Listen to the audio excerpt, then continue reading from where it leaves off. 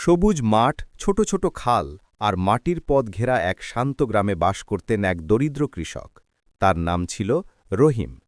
জমিজমা খুব বেশি ছিল না, কিন্তু তার সবচেয়ে বড় সম্পদ ছিল একটি গরু, তার নাম গৌরী।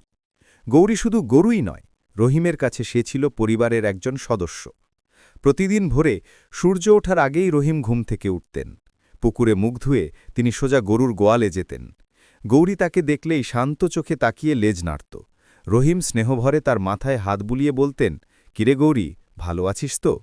রহিম নিজ হাতে কাঁচা ঘাস কেটে গৌরীকে খাওয়াতেন, গোয়ালঘর পরিষ্কার করতেন। গৌরী প্রতিদিন তাকে দুধ দিত। সেই দুধ রহিম বাজারে বিক্রি করতেন। ওই দুধের টাকায় চাল ডাল কিনতেন আর ছোট মেয়ের পড়াশোনার খরচ চালাতেন। এক বছর গ্রামে ভয়ঙ্কর খরা পড়ল। মাঠ ফেটে গেল, ঘাস পাওয়া কঠিন হয়ে উঠল। অনেকেই রহিমকে বলল, গরুটা বিক্রি করে দাও, না হলে না খেয়ে মরবে। কিন্তু রহিম মাথা নেড়ে বললেন, ভালো দিনে সে আমার পাশে ছিল, খারাপ দিনে আমি তাকে ছেড়ে দিতে পারি না। একদিন হঠাৎ গৌরী অসুস্থ হয়ে পড়ল।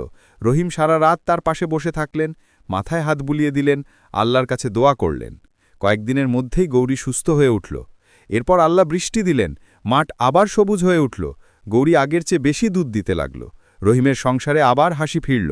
গ্রামের মানুষ তখন বলত, যে কৃষক তার গরুকে ভালোবাসে সে কখনো গরিব থাকে না। নৈতিক শিক্ষা, দয়া ও বিশ্বাসের ফল সব সময় মঙ্গল বয়ে আনে।